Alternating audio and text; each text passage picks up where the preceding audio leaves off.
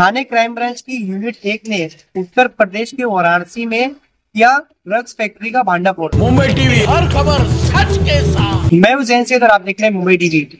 Sir, in दिनों लगातार Maharashtra police किस तरीके से ड्रग्स को लेकर सक्रिय है और तमाम तरीके से ड्रग्स मुक्त महाराष्ट्र करना चाहती है, तो इसी तरीके से एक मामला थाने के कासरवाड़ी पुलिस स्टेशन में आया था, जिसकी जांच क्राइम ब्रांच 1 कर रही थी। और इस जांच में जब 4 आरोपी को जनवरी में पकड़ा गया, उनके पास से लगभग 14 लाख से अधिक के एमडी बरामद किया गया था, जिसके बाद में इस पूछताछ में ये पता चला कि ये एमडी उत्तर प्रदेश के वाराणसी से बनती है और उसे देश के अलग अलग भागों में किया जाता है, अलग अलग राज्यों में बेचा जाता है।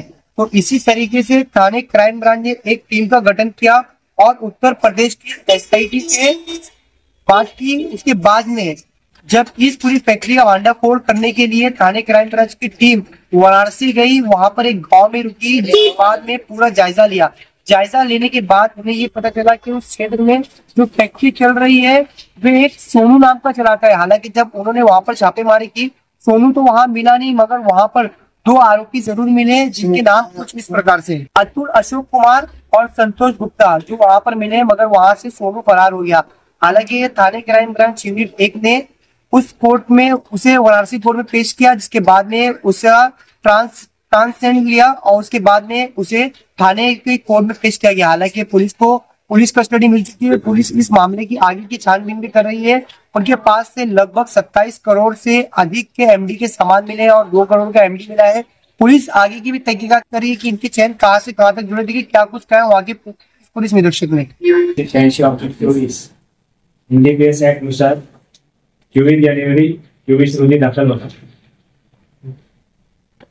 या गुन्ह्याचा तपास गुन्हे शाखा घटक 1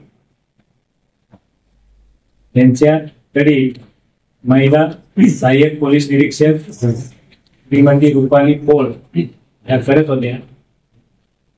या गुन्ह्याच्या तपासादरम्यान साधारणतः 24 जानेवारी 4 आरोपींना अटक करण्यात आली वेगवेगळ्या वेळेस आणि त्यांच्याकडनं साधारणपणे 481 किलोग्रॅम वजन असलेला एमडी, त्याची किंमत आहे 14,05,000 रुपये असा हस्तगत करण्यात आला। ही कारवाई जवळपास 1.5 महिना चालू होती। या कारवाईच्या दरम्यान तपासी अधिकारी रुपाली पोळ यांना अशी माहिती मिळाली की हा जो मुद्देमाल आहे किंवा या ठिकाणी जो माल आलेला आहे तो उत्तर प्रदेश मधील वाराणसी या ठिकाणी बनवला जातो आहे। त्या मालाचा महाराष्ट्रामध्ये येत आहे। त्या अनुषंगाने उत्तर प्रदेश मध्ये ज्या ठिकाणी हा माल बनवला जातो त्यामध्ये जे संशयित आरोपी आहेत त्यांची माहिती मिळाल्यानंतर या आरोपितावरती फोकस करण्यात आला। मग तपासी अधिकारी या माहिती मिळाल्यानंतर जवळपास 1 महिना उत्तर प्रदेश या ठिकाणी तिथील एसटीएफचे जे वाराणसी एसटीएफचे जे अधिकारी अंमलदार आहेत त्यांच्या संपर्कात होत्या। बऱ्याच वेळेस ते त्या ठिकाणी जाऊन त्या ठिकाणी मुक्काम करून त्यांनी त्या ठिकाणची रेकी केली। आरोपितांना संशय येऊ नये म्हणून कधी त्या ठिकाणी राहणे, काही वेळेस महाराष्ट्रामध्ये परत येणे, परंतु एसटीएफच्या संपर्कात राहणं हा त्यांचा जो काय चिकाटी ती सोडली नाही आणि एसटीएफ वाराणसीच्या मदतीनं त्या ठिकाणी जे काही इनपुट मिळाले त्या इनपुटच्या आधारे त्या ठिकाणी त्यांनी ज्या ठिकाणी माल बनवला जातो त्या शेतामध्ये घरासारख्या फार्म हाऊस सारख्या जागा आहे त्या ठिकाणी हे निष्पन्न केलं। त्याचबरोबर या त्यांच्या टीम मधले एक कर्मचारी जवळपास 1 आठवडाभर किंवा त्यापेक्षा जास्त कालावधीमध्ये त्या घटनास्थळाच्या ठिकाणी जे आयडेंटिफाय झालेला एरिया होता त्या ठिकाणी स्वतः काही दिवस वास्तव्य केलं आणि त्या आरोपितांची जी काही माहिती मिळत होती, जे काही इनपुट मिळत होते त्या आधारे त्यांनी रेकी केली।